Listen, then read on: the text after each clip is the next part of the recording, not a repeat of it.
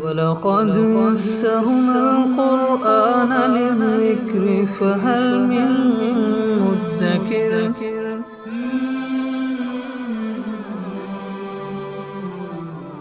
آیت نمبر 14 سورہ تغابن۔ اعوذ باللہ من الشیطان الرجیم، بسم اللہ الرحمن الرحیم۔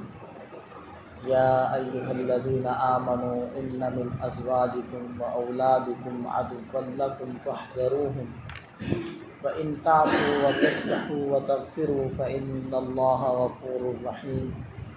انما اموالکم واولادکم فتنہ واللہ عندہ اجر عظیم۔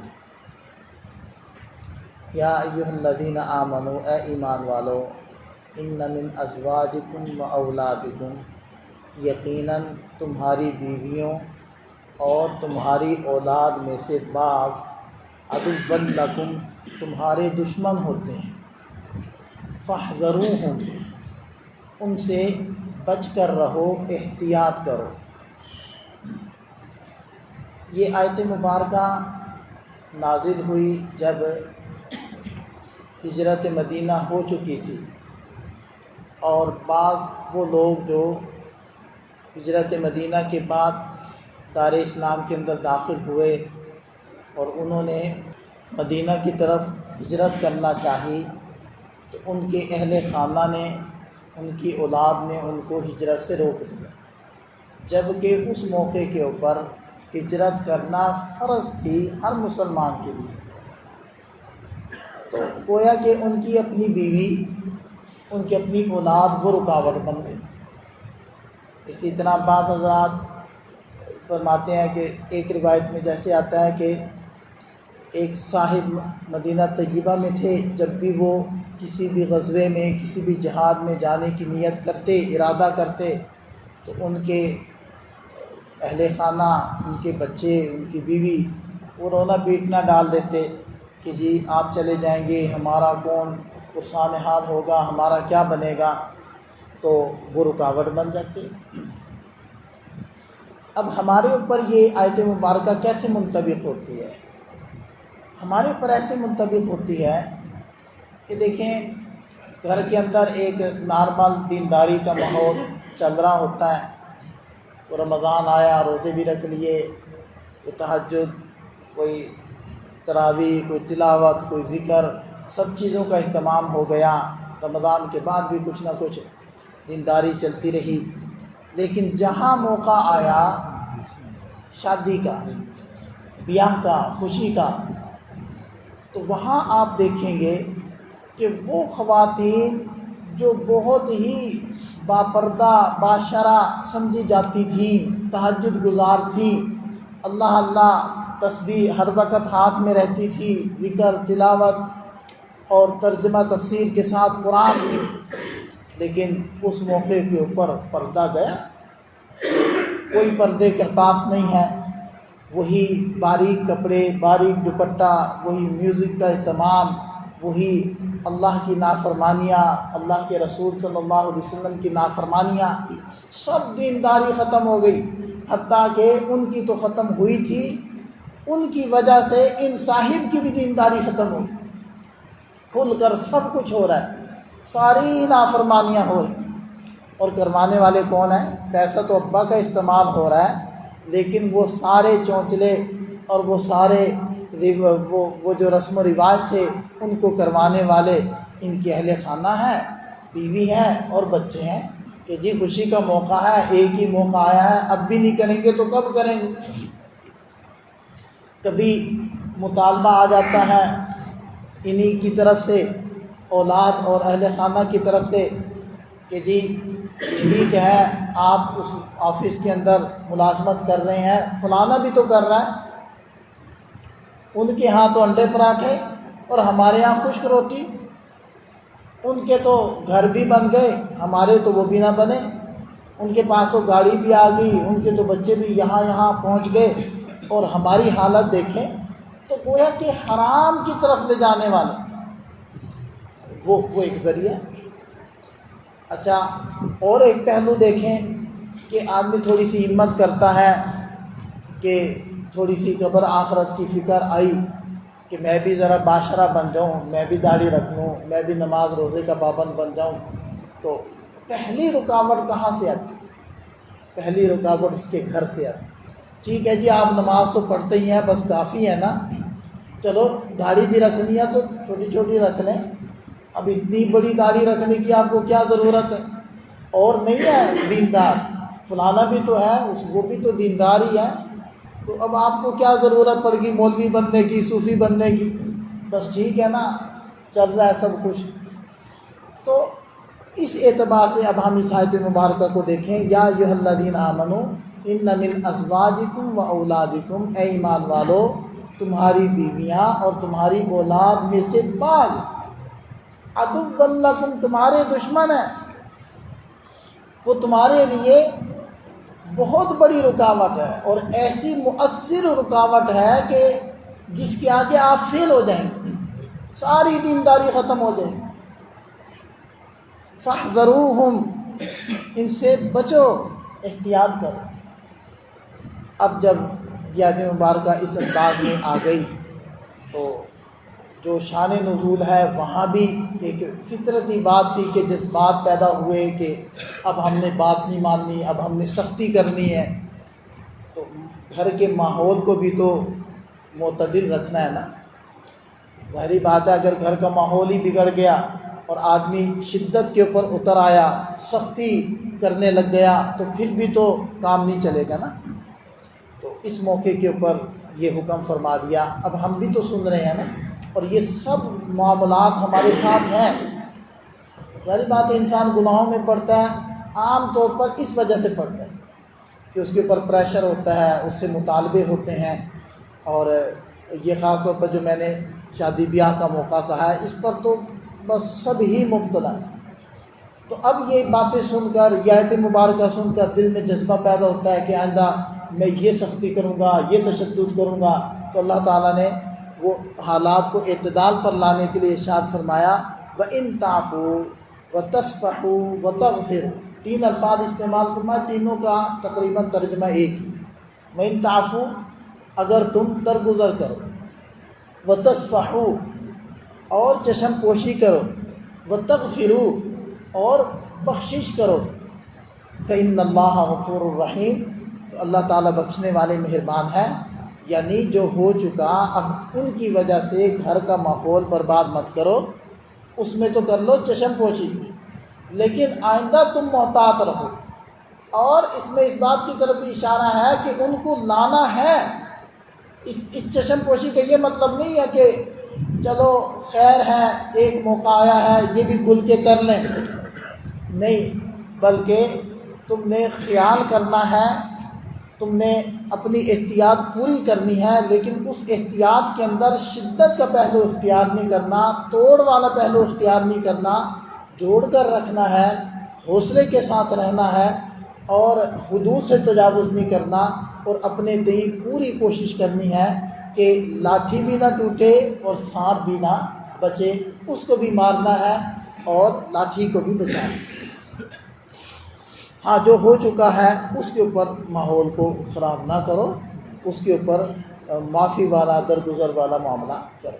اب ہر آدمی خود بہتر جانتا ہے کہ میں کیسے ان چیزوں کو مینٹین کر سکتا ہوں اور کیسے اپنے حالات میں بہتری لا سکتا ہوں۔ ظاہری بات ہے، یہ ایک دن کی بات تو نہیں ہوگی کہ آپ نے فیصلہ سنا دیا کہ جی کل شادی شروع ہو رہی ہے، میرا یہ فیصلہ ہے کہ یہ ہوگا، یہ نہیں ہوگا۔ تو ظاہری بات ہے ایسے فیصلے تو قابل عمل نہیں ہوں گے نا۔ وہ تو ایک مسلسل محنت ہے، ایک مسلسل ان کی ذہنی وہ ہم آہنگی ہے آپ کے ساتھ، ان کو ذہنی اعتبار سے تیار کرنا ہے، ان کو فضائل سنانے ہیں، ان کو حقائق سمجھانے ہیں۔ معاشرہ، لوگ، برادری کیا کہیں گے، چھوڑ دیں اس بات کو۔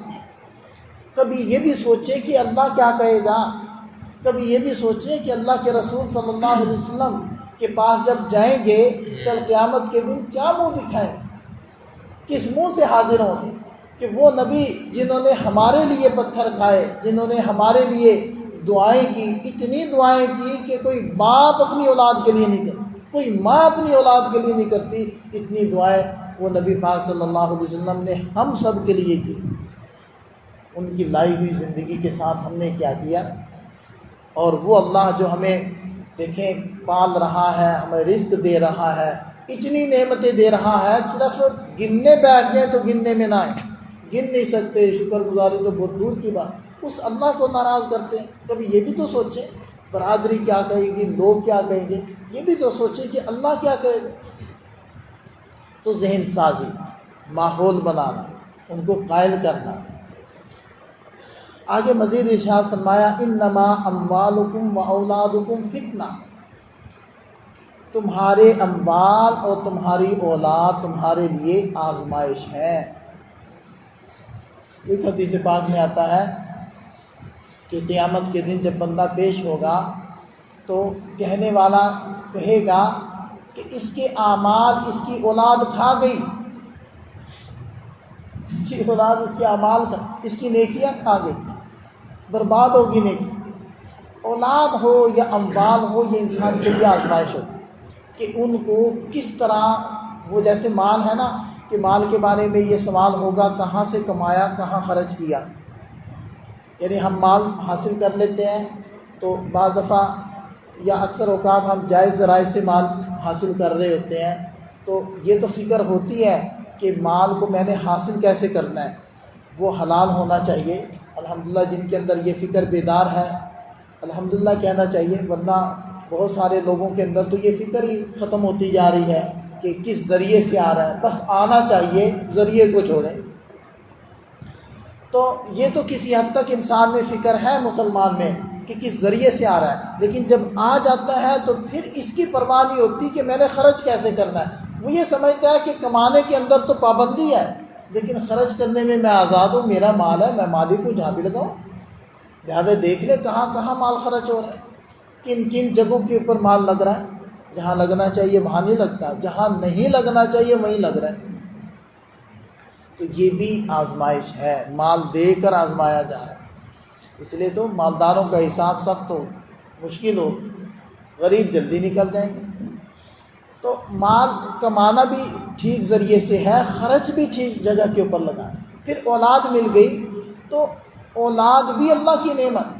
ہر بندہ اس فکر میں مبتلا ہے کہ میں اگر مر گیا تو اولاد کا کیا بنے گا، لہذا ان کی دنیا بھی بناؤں، ان کو اچھی تعلیم دنیاوی دے کر ان کو نوکریوں پر بھی لگواؤں، ان کے لیے گھر بھی بناؤں، ان کی شادیوں کا بھی انتظام کروں، بس ان کو نہ کچھ کرنے دو، میں ہی کر جاؤں۔ حالانکہ بعض سبق انسانوں کو پرندوں سے بھی لینے چاہیے۔ پرندہ اپنے بچے کو اڑنا سکھاتا ہے، گھونسلہ بنا کے نہیں دیتا۔ تو کہتا ہے کہ اگر اس کو اڑنا آ گیا نا تو یہ گھونسلہ خود بنائے۔